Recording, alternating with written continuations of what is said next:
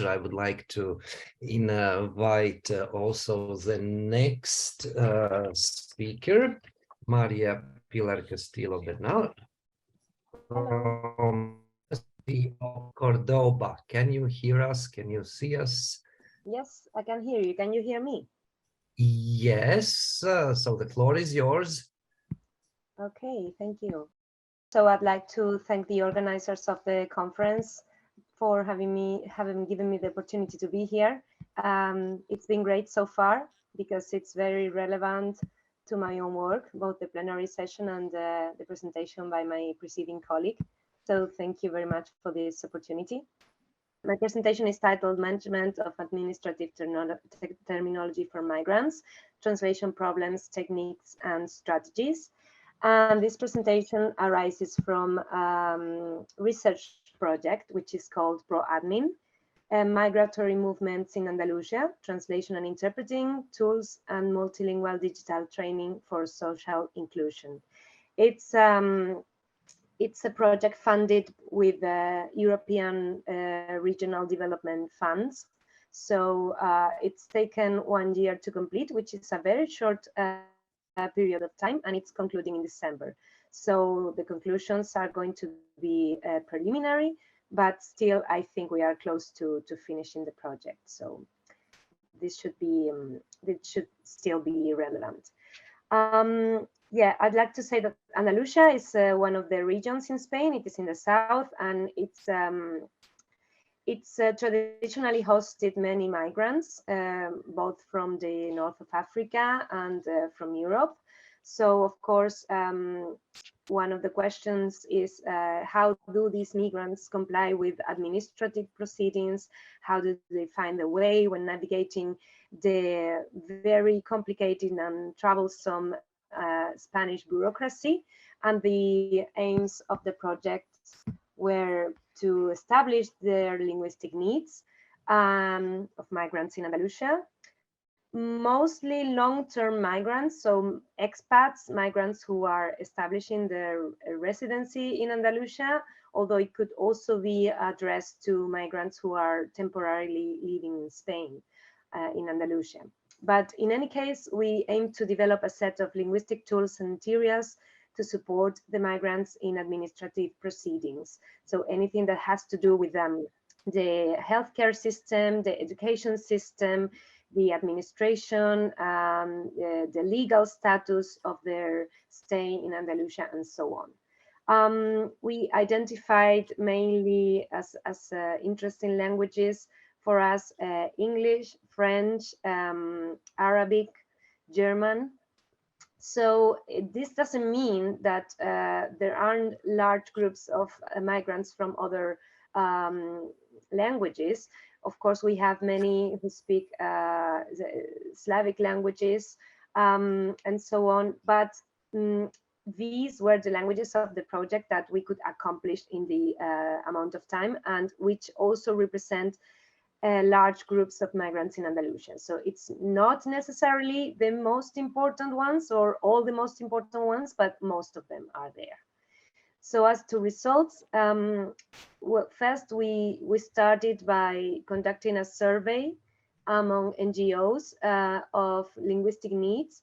For example, with Red Cross, what do they need when communicating with migrants and helping migrants in terms of communication and of administrative proceedings that need to be fulfilled.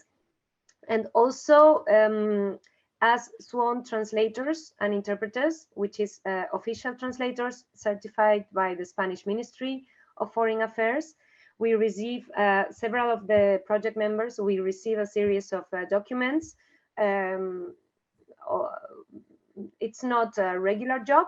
Basically, we appear on a list of the ministry, and people call us, and translation agencies call us, or maybe lawyers firms as well, when they need any document officially translated and with a stamp, with official stamp from an official translator. So we also based our results on a corpus compiled with the sworn translators of English, German, and French mainly, And in the case of German, I'm responsible for the German language combination into Spanish and vice versa. And the corpus of a total of 120 translations, real life assignments.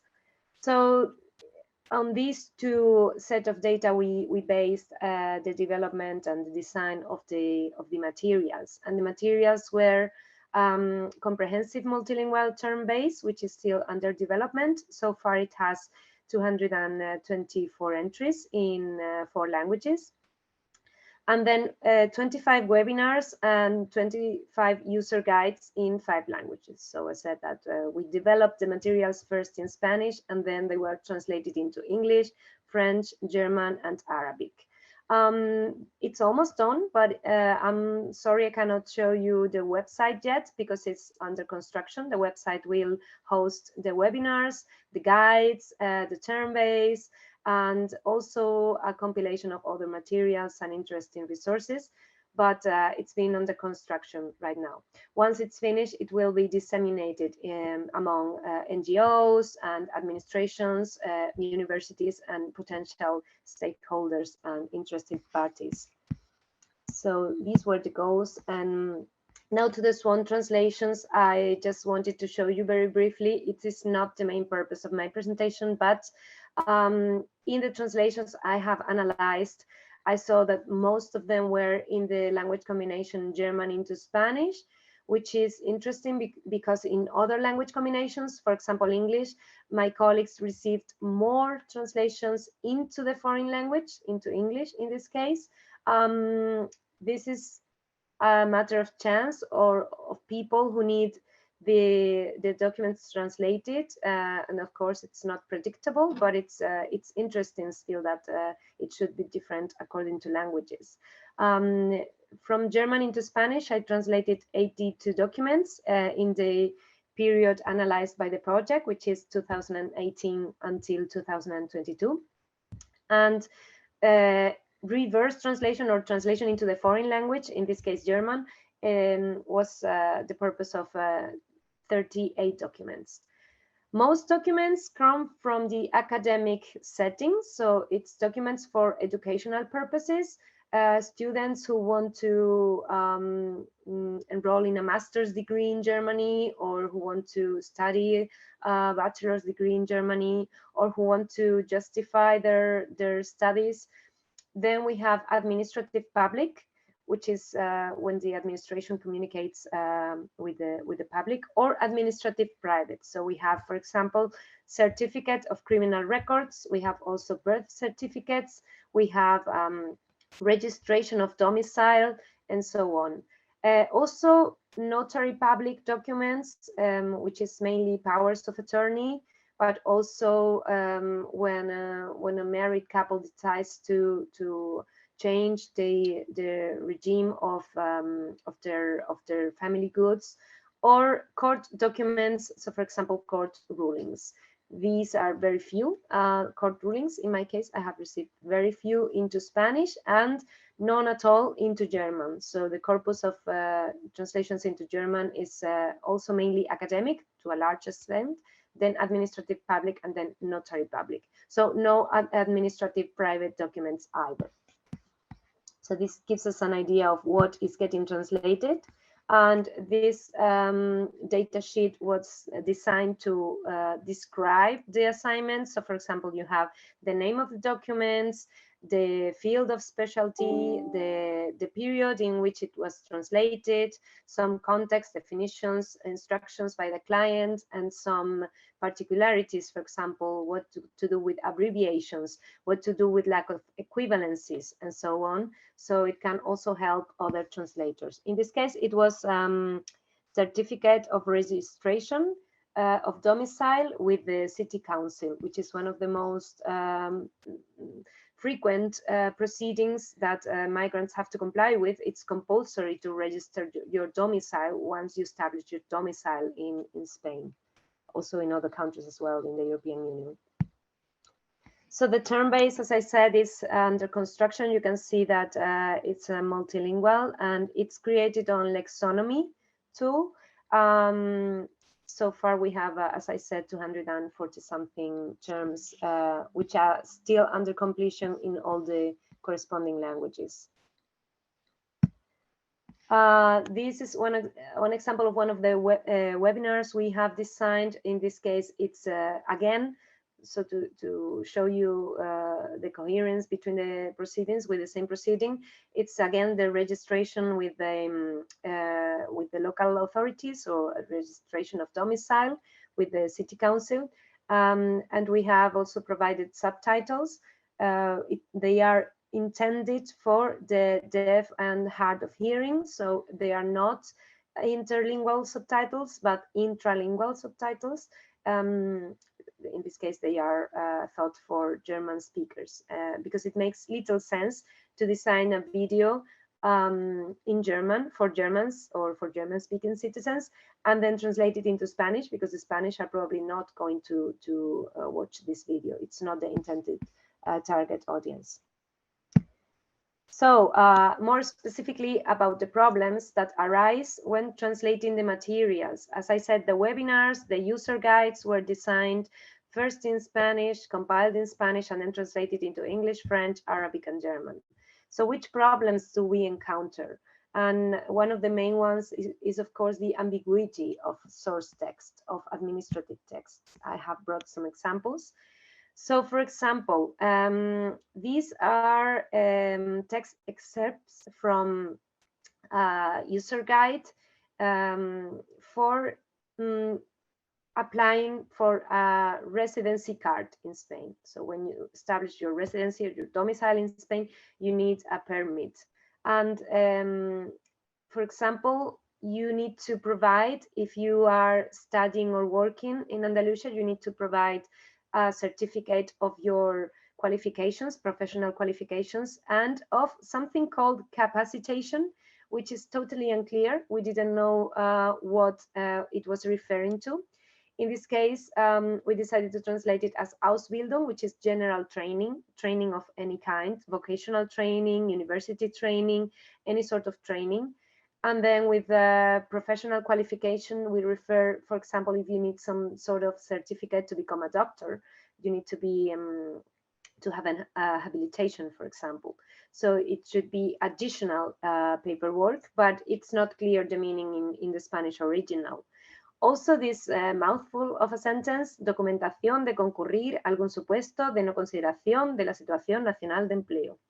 It means documentation proving that some situation occurs where you may not consider the national situation of employment. But this sentence was completely isolated. We did not know what it refers to. And when we check other documents and parallel texts, we think it refers to when you're hiring a foreign professional, and you sometimes need to prove that there is no person in Spain which is who is qualified for the same job. So this is why you are hiring a German person, because they speak German, and you couldn't find a Spaniard who speaks German in the same capacity, for example. And this must be translated in a much more precise way into German. But sometimes it's an advantage, because you may omit some redundant expressions in Spanish, which can be more condensed in German, and in the end the German text ends up being more clear and more concise and more specific than the Spanish. There are also some funny occurrences. For example, when it speaks about the passing of a person, if a person dies, this does not affect the right to reside in Andalusia. So it's when you read it, it's like you're referring to the same person. So a person dies, but they still can live in Andalusia. So you need to specify and say that you are talking about the survival spouse or about the survival relative who is maybe not entitled to reside in Andalusia because they come from a third country and not a European Union country. But because their family member was from the European Union, they are entitled to live in Andalusia. And if this person passes away, they still can live in Andalusia. So the right to living is not diminished, but it was phrased in a very strange way in Andalusia, in the public website. I should say that the original texts are excerpts from websites, mostly from administrations in Andalusia and in Spain. So also some examples of reverse translation. When you are translating into a foreign language, of course, there are a series of problems that arise, not only having to do with the source text, but with the language combination itself. And in this case, for example, it seems that Spanish is indeed more ambiguous than German when we say that the employer has to provide a declaration or a statement. The native reviewer, because this was translated into German by a non-native, by myself and by other translators, and then it was revised by a native speaker of German, and the native speaker had some issues. Sometimes she wouldn't understand the original text, or sometimes she was not clear whether she should change the translation to be more accurate or precise, because the original was so ambiguous or general. So in this case, she provides a comment. Comments by the reviewer. You can see them in square brackets. So she says, if we are talking about a statement that they are going to employ this person, then it should be called Einstellungserklärung. So the term is more ambiguous in Spanish. It is more precise in German. In Spanish, it only says the employer should provide a statement. Also, she changed some things which were translated with an adaptation. So, for example, tarjeta de residencia or residency card was translated literally, and Aufenthaltskarte, and then she said it was more accurate to preserve the Spanish residencia and provide an explanation with Ausweis. So instead of Karte, Ausweis. She thought it would be more transparent to the foreign reader, to the German-speaking reader in this case. To a certain extent, these are translation options, and they are also heavily dependent on context and the place where the translation is going to be published. But I found it very interesting that this should be her choice, for example. Also, some verbs, for example, acompañar or accompany a person when you are going to establish your residency in Andalusia. As I was explaining, some family members can accompany a European Union citizen. So she was not clear whether this should mean that they come with this person or that they are caring for this person because it's a minor, for example. So she included both options to cover all the possibilities. And also, I found very funny that she should be unclear as to how to translate a medical certificate, because for me, as a Spaniard, a medical certificate is a requisite which is very common in any kind of administrative proceeding. It just means that you have no serious illnesses or conditions, and that a doctor has examined you. But she said, maybe it should be specified what kind of medical certificate, which I found funny, and I have to double check with her what kind of medical certificate could this be. So as I said, the Aufenthaltskarte example was discussed in the previous slide, but for example, there are some terms which can be translated in different ways, or depending on the context, one translation is more frequent than other. For example, Unionsbürger, or a citizen of the European Union, she would change to EU-Bürger or Bürgerin. Of course, the gendered language is also an issue. In Spanish, we tend to use masculine for everything, and in German, most of the times we were providing both variants, masculine and feminine. Comisaría de Policía, she changed Revía to Polizeiwache, and the number to identify a foreigner, she thought it should be added that this number is for tax purposes. So she added Steuer to the term number. VAT number would be, for example, in English, her final decision was VAT number for foreigners.